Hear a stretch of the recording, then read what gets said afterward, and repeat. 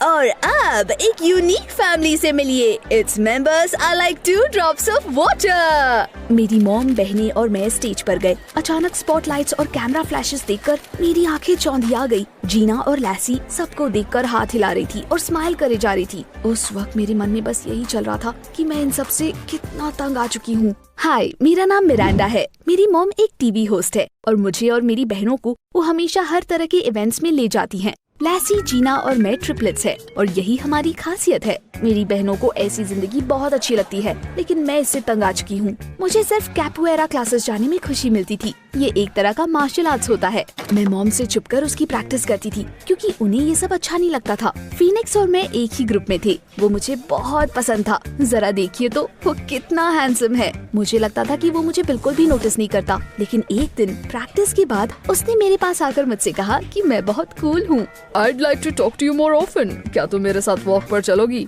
Wow, I am sure उस वक्त emojis की तरह मेरी आंखों से हार्ट्स निकल रहे होंगे। ऑफ कोर्स मैं झट से राजी हो गई। उस दिन के बाद से हम बस प्रैक्टिस के टाइम नहीं मिलते थे। सब कुछ बहुत अच्छा चल रहा था, लेकिन फिर मैंने कुछ अजीब नोटिस किया। फॉर एग्जाम्पल, एक बार फीनिक्स ने मुझसे कहा कि मुझ पर ऑरेंज ड्रेस बहुत अच्छी लगती है और उसने मुझे नेक्स्ट टाइम वही पहनने को बोला, लेकिन मेरे पास तो वैसी कोई ड्रेस नहीं थी। उसके कुछ दिन बाद वो वर्चुअल रियलिटी क्लब में हमारी डेट के बारे में बात करने लगा। हम वहाँ पर नहीं गए थे। फीनिक्स ने मुझे हैरानी से देखा। उसके बाद हमारी उस पर कोई बात नहीं हुई, लेकिन मैं इसके बारे में सोचती रही। एक दिन मैं थोड़ा पहले ही प्रैक्टिस के लिए आ गई थी और अचानक मुझे फीनिक्स दिखाई दिया। वो हंस हंस कर बात कर रहा था मुझसे, या यूं कहूँ तो मेरी एग्जैक्ट कॉपी से। इट वॉज लैसी। मेरा दिमाग खराब हो गया। जब मैं उनके पास पहुंची तो फीनिक्स दंग रह गया। एक बार वो मुझे देखता था और एक बार मेरी बहन को। लैसी ने गिल्ट से अपना होठ दबाए हुए फीनिक्स की तरफ देखा। आई एम सॉरी, मैंने नोटिस किया कि मिरांडा हर रोज कहीं जाती थी।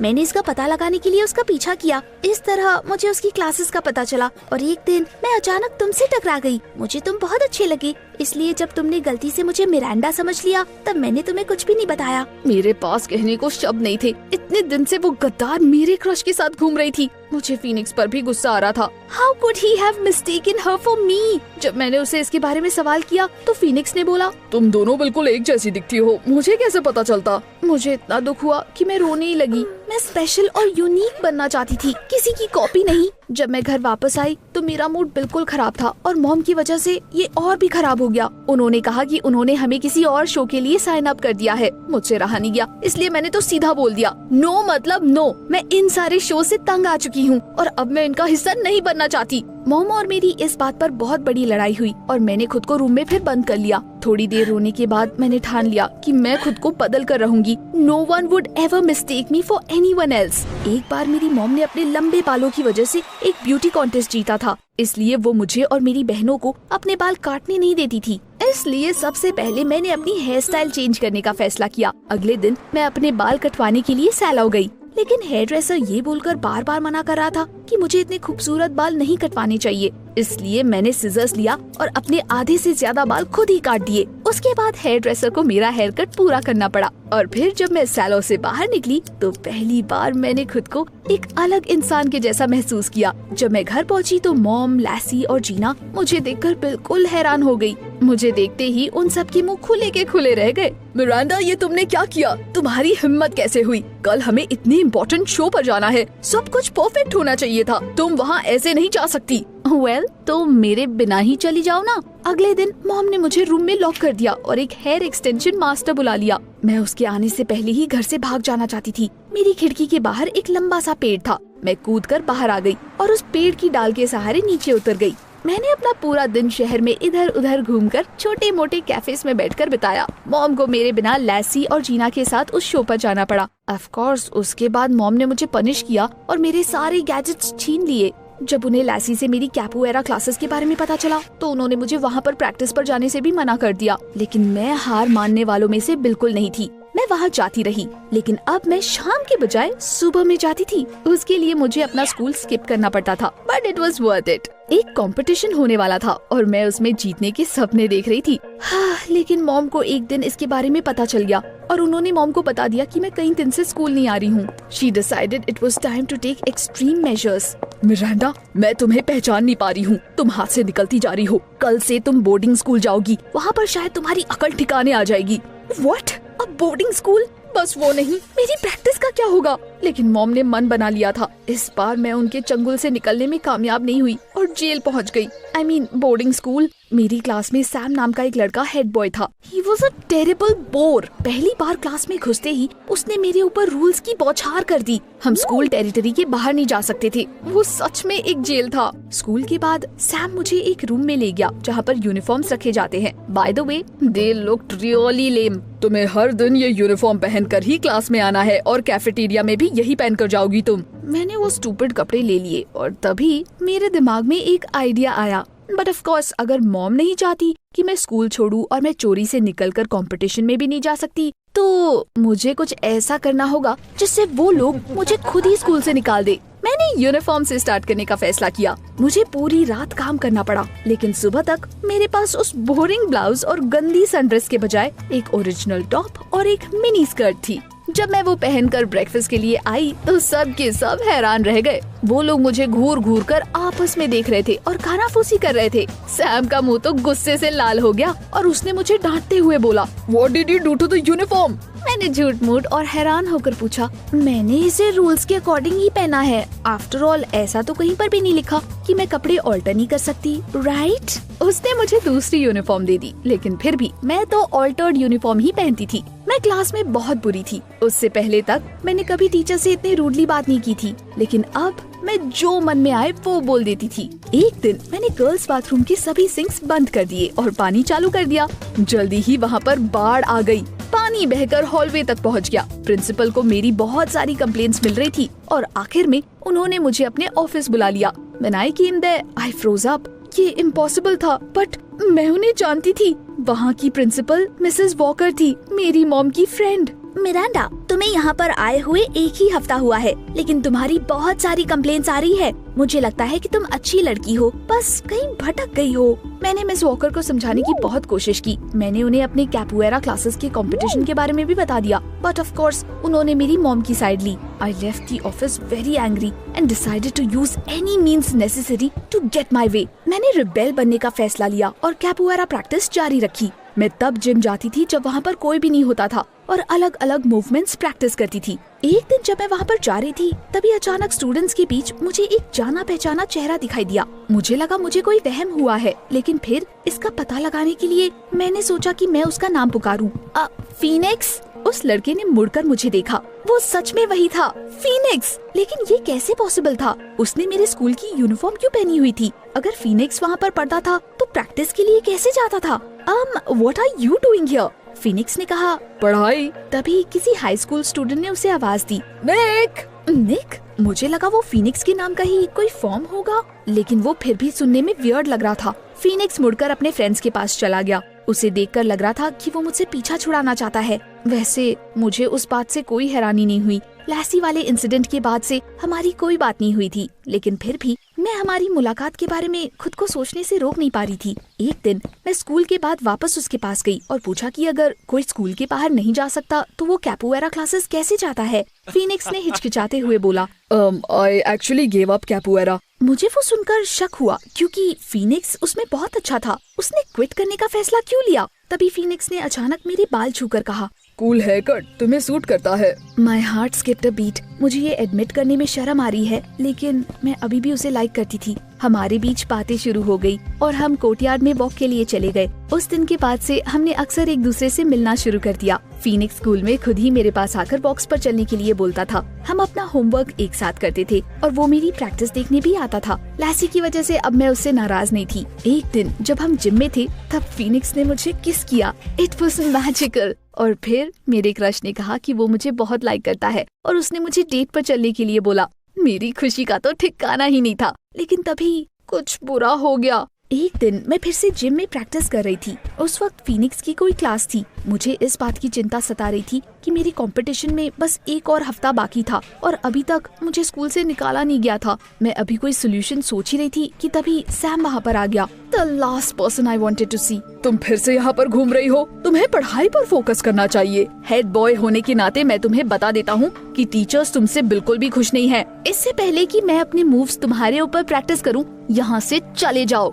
सैम ने अपना चश्मा ऊपर करके चिढ़ाते हुए बोला, मुझे समझ नहीं आता कि तुम ऐसी क्यों हो। मैंने तुम्हारी बहन और तुम्हारी मॉम को टीवी शोज पर देखा है। They are real ladies. तुम्हें थोड़ा उनके जैसा बनना चाहिए। मैंने गुस्से में अपने दांत पीसते हुए सोचा, आखिर वो मेरे बारे में जानता ही क्या है। उसके बाद मैंने जो किया वो ठीक नहीं था। मैं वैसा कुछ करना नहीं चाहती थी, बट सैम मेरे बिल्कुल पास आकर खड़ा हो गया था और मैं कोई मूव प्रैक्टिस कर रही थी। His words infuriated me so much that I kicked him and sort of tripped him up. Sam गिर पड़ा और दर्द से चिल्ला उठा। मैं डर गई थी, इसलिए मैंने फौरन स्कूल नर्स को बुलाया। उन्होंने बताया कि सैम के सर पर बहुत ज्यादा चोट लग गई है। मुझे तुरंत प्रिंसिपल के ऑफिस में बुलाया गया। दूसरे स्टूडेंट्स को हर्ट करना बिल्कुल गलत है। इसके अलावा अभी भी स्कूल में फाइनेंशियल प्रॉब्लम्स चल रही है। ये बंद होने की कगार पर है। मैं तुम्हें और नहीं झेल सकती। I am sorry Miranda, but तुम्हें जाना होगा। ऐसा लग रहा था जैसे मैं कोई सपना देख रही हूँ। मुझे एक्सपेल कर दिया गया था और मैंने सोचा था कि मुझे इस बात की खुशी होगी, लेकिन पता नहीं क्यों मुझे कोई खुशी नहीं हो रही थी। मॉम उसी दिन मुझे लेने आ गई। जाहिर सी बात है वो मेरे ऊपर बहुत ज्यादा गुस्सा थी और मेरी कंपटीशन के बारे में सुनना तक नहीं चाहती थी। अगले कुछ दिन तक मैं बहुत गिल्टी फील कर रही थी। I remembered how I had acted and felt ashamed of myself. Competition वाले दिन मेरा वहाँ चोरी से जाने का बहुत मन हो रहा था। उसके बजाय मैंने मॉम को मुझे सैम के पास ले जाने के लिए बोला। मॉम आप मुझे इतनी जल्दी लेके आ गई कि मुझे उससे माफी मांगने का टाइम तक नहीं मिला। मॉम राजी हो गई। हालांकि स्कूल आने पर पता चला कि सैम को किसी हॉस्पिटल में भेज दिया गया है। मॉम ने देखा कि वो सुनकर मैं कितनी अपसेट हो गई थी, इसीलिए उन्होंने उस हॉस्पिटल का एड्रेस पूछा। वहाँ पर सैम को ढूंढना आसान था। जब मैं वहाँ पर पहुँची तो वो डॉक्टर के ऑफिस से बाहर निकल रहा था। ऑफ कोर्स वो मुझे देखकर थोड़ा गुस्सा हो गया। तुम्हें क्या चाहिए? मैं बस तुमसे माफी मांगना चाहती थी। मैंने नहीं सोचा था कि कुछ ऐसा हो जाएगा। I am really sorry. Sam थोड़ी देर तक मुझे देखता रहा और उसके बाद अचानक उसने स्माइल करते हुए बोला, ओके कोई बात नहीं, बड़े बड़े शहरों में ऐसी छोटी छोटी बातें होती रहती है।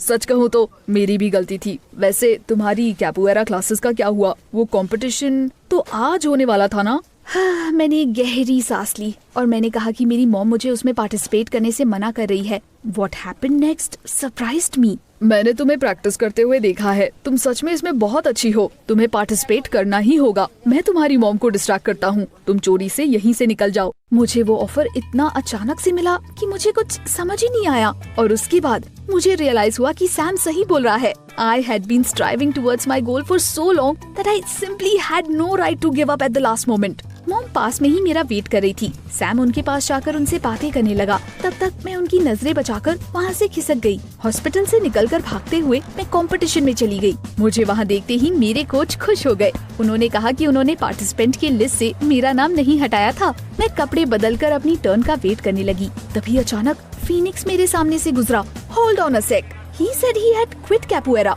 और अगर वो वहाँ पर मुझे सपोर्ट करने आया था तो उसने पार्टिसिपेंट वाले कपड़े क्यों पहने थे? हमारे पास बात करने का टाइम नहीं था क्योंकि जल्दी ही मेरी टर्न आ गई। मेरी ओपोनेंट स्ट्रॉन्ग थी लेकिन मैं फिर भी जीत गई। मैं दूसरा राउंड भी जीत गई। ये बहुत मुश्किल तो था लेकिन मैं बहुत अच्छा परफॉर्म कर रही थी। तभी अचानक ऑडियंस में मुझे मेरी मॉम दिखाई दी। ये काफी वियर्ड था लेकिन वो बस मुझे देखे जा रही थी।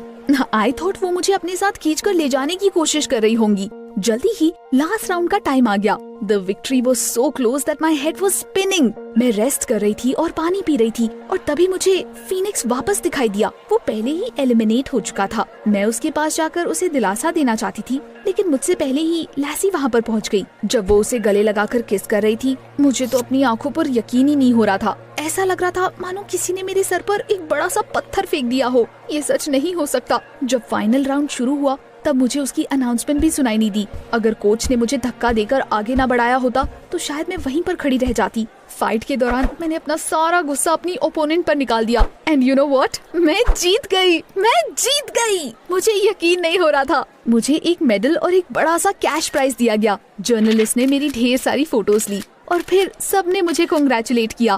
फीनिक्स ने अपने कपड़े बदल लिए थे और भीड़ से होता हुआ मेरे पास आया। उसने फूलों का एक बुके मुझे पकड़ाकर जीत की बधाई दी। उसकी हिम्मत की दाद देनी चाहिए। वो अभी भी मुझसे बात कर रहा था। यू ट्रेटर, तुमने मेरे साथ ऐसा क्यों किया? अचानक किसी ने मेरा कंधा टच किया। I turned around and saw Phoenix. मैं बहुत हैरान थी। क्या मुझे डबल लोग दिखाई दे रहे थे? लैसी दूसरे वाले फीनिक्स के पास खड़ी थी। कोई मुझे बताएगा कि यहाँ पर चल क्या रहा है? आई एम रियली सॉरी, ये सब मेरी गलती है। बात ये है कि निक और मैं ट्विंस है। लड़कियों के साथ डेट्स पर जाने पर हम अक्सर फन के लिए एक दूसरे की जगह ले लेते हैं। जब मैं और तुम डेट कर रहे थे तब कभी मैं तुम्हारे साथ होता था और कभी निक बोर्डिंग स्कूल में पढ़ता है, लेकिन उस वक्त वो हॉलिडेज के लिए आया था। हमें नहीं पता था कि तुम्हारी भी कोई ट्विन सिस्टर है। That's why everything got so messy. तो अभी लैसी ने तुम्हें किस किया था, निक को नहीं? ऑफ कोर्स वो मैं नहीं था, मैं तो बस तुम्हें चाहता हूँ। स्कूल में मैं तुम्हें अवॉइड करने की कोशिश कर रहा था क्योंकि मुझे समझ नहीं आ रहा था कि मैं तुम्हें सच्चाई कैसे बताऊँ। सब मेरे रिएक्शन का वेट कर रहे थे, लेकिन मैं इतनी हैरान थी कि मेरे मुंह से एक शब्द नहीं निकल रहा था और फिर मुझसे रहा नहीं गया और मेरी हंसी छूट गई। That was one hell of a story यार। बाय द वे, तुम्हारा कोई तीसरा भाई भी है? क्योंकि लैसी और मेरी एक और बहन है। जीना को याद करते ही वो और मॉम मेरे पास आ गए। मिरांडा, पिछले थोड़े टाइम से हम दोनों के बीच सब कुछ ठीक नहीं चल रहा, लेकिन आज मैंने देख लिया कि कैपोएरा तुम्हारे लिए कितने मायने रखता है। अब से मैं तुम्हें कभी भी प्रैक्टिस करने से नहीं रोकूंगी। Be yourself and do what you like. Mom की बातों ने मेरा दिल छू लिया और मैं खुशी से रो पड़ी। मैंने अपने जीते हुए पैसे मिस वॉकर को देकर स्कूल को हेल्प करने का फैसला किया and also to make amends for my past actions, you know. Mom ने भी वो सारे पैसे डोनेट कर दिए जो उन्होंने अपने लेटेस्ट शो में जीते थे। उतने पैसे काफी थे और miss walker was very grateful. अब निक और मैं डेट कर रहे हैं। लैसी और फीनिक्स भी अब कपल बन गए हैं और हम अक्सर एक साथ हैंग आउट करते हैं। अच्छा एक बात बताओ, would you like to have a twin? नीचे कमेंट्स में मुझे बताना।